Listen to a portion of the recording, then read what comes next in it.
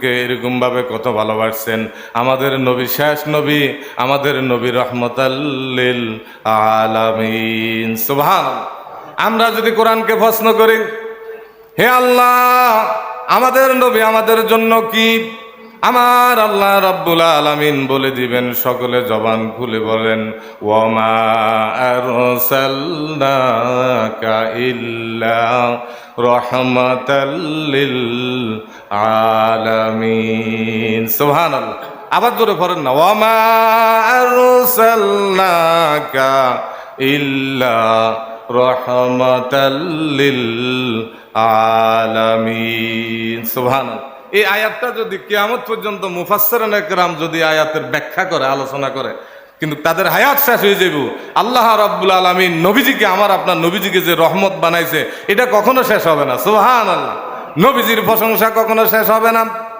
আমাদের নবীজি আমাদের জন্য কত রকম ভাবে, এরকম ভাবে গাছের জন্য, মাছের জন্য, আমাদের জন্য আল্লাহ রাব্বুল আলামিন রহমত বানাইছেন।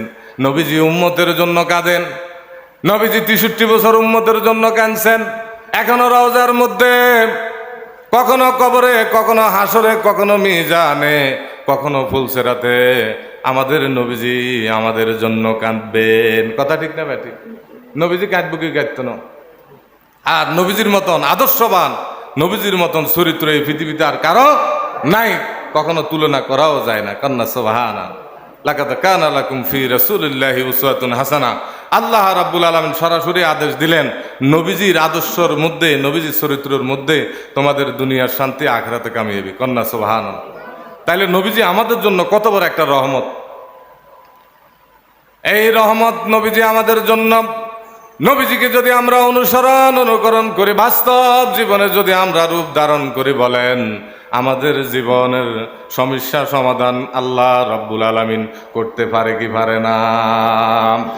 আর যদি নবীজিকে আমরা মাইনাস করেন, নবীজির তরিকা অনুসারী যদি আমরা না চলি, এই দুনিয়ার জীবন শেষ, কবরের জীবন শেষ। বিবেকের সাথে প্রশ্ন করেন, মানুষকে যখন কবরে রাখা হয়, কোথায় রাখা হয়? কবরের মধ্যে একটা দোয়া বলা হয়, বিসমিল্লাহি ওয়া আলা মিল্লাতি। আয় হায়, লাশরে এনে বান্ধি সুন্দর করে কোত্তা কাট দেয়, হিন্দি একটা বান্ধিবি, ইয়েনে একটা পায়ের মধ্যে 3টা বান্ধি কয় বিসমিল্লাহি ওয়া আলা, কিল্লে কয় হিয়ানে আপনার নেতাগিরি খাইতো না, হিয়ানে অন্য কোনো কাম নাম কইলে কাম হইতো না। আর যদি কামও না করি যায়, নাম 1000 বার যদি বলে, কোনো কাজ হবে না। তাহলে কাজের সাথে, নামের সাথে কামের দরকার আছে কিনা নাই?